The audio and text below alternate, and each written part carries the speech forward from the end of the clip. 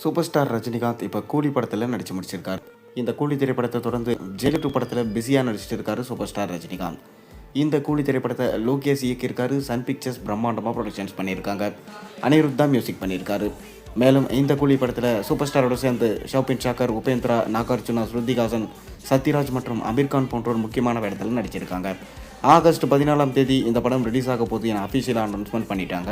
மேலும் இந்த கூலி திரைப்படம் ரஜினிகாந்தோட கெரியர்லேயே ஒரு பெஸ்ட்டான படமாக இருக்கும் எனவும், கண்டிப்பாக தமிழ் சினிமாவுடைய அந்த சாதனை, அதாவது 1000 கோடி என்ற சாதனையை இந்த படம் நிகழ்த்தும் என்றும் சொல்லப்படுது வருது. மேலும் அதை தொடர்ந்து நெல்சனோட இயக்கத்தில் ஜெயிலர் 2 படத்தில் இப்போ பிஸியாக நடிச்சிட்டு இருக்காரு. இந்த ஜெயிலர் 2 படம் சூப்பர் ஸ்டார் ரஜினிகாந்தோடைய ஜெயிலர் 1 பாகத்தோடைய தொடர்ச்சியான கதை. இதை நெல்சன் அவர்கள் ப்ரீக்வல் மற்றும் சீக்வல் இரண்டும் கலந்து தான் எடுத்துகிட்டு வராராம். அதை தொடர்ந்து பார்த்தீங்கன்னா சூப்பர் ஸ்டார் ரஜினிகாந்த் யாரோட இயக்கத்தில் நடிப்பார் என்ற கேள்வி இருந்துட்டு தான் வருது. ஒரு பக்கம் மாரி செல்வராஜ், இன்னொரு பக்கம் வெற்றிமாறன், இன்னொரு பக்கம் பார்த்தீங்கன்னா மணிரத்னம், KS ரவிக்குமார் என்றெல்லாம் சொல்லப்பட்டு வருது. நம்ம ரஜினிகாந்த் பார்த்தீங்கன்னா KS ரவிக்குமாரோட கதையை சூஸ் பண்ணியிருக்காராம். இது இப்போ இல்லைங்க, எப்போத்துலேருந்தோ ரஜினி கேட்டுக்கொண்டே தான் இருக்காராம். ராணா படத்தோட கதையை மீண்டும் ஒரு முறை எனக்காக சொல்லுங்கள் என ஃபோன் பண்ணி அடிக்கடி வந்து நம்ம KS ரவிக்குமாரிடம் கேட்பாராம். அதுக்கு KS ரவிக்குமார் முதல் தடவை சொல்கிற மாதிரியே பார்த்தீங்கன்னா அந்த படத்தோட கதையை சொல்லுவாராம்.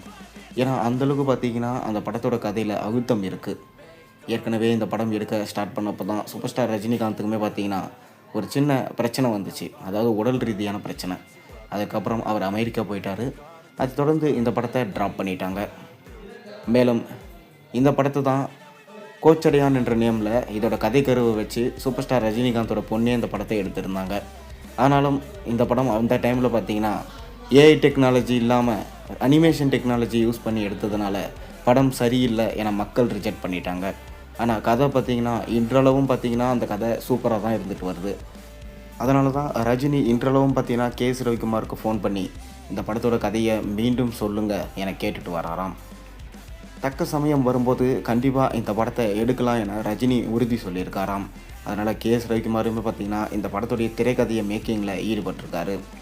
கூடிய விரைவில் பார்த்திங்கன்னா தலைவர் 173 அப்படி இல்லைனா 174 படமாக இந்த படத்தை எடுக்க பிளான் பண்ணியிருக்காங்க.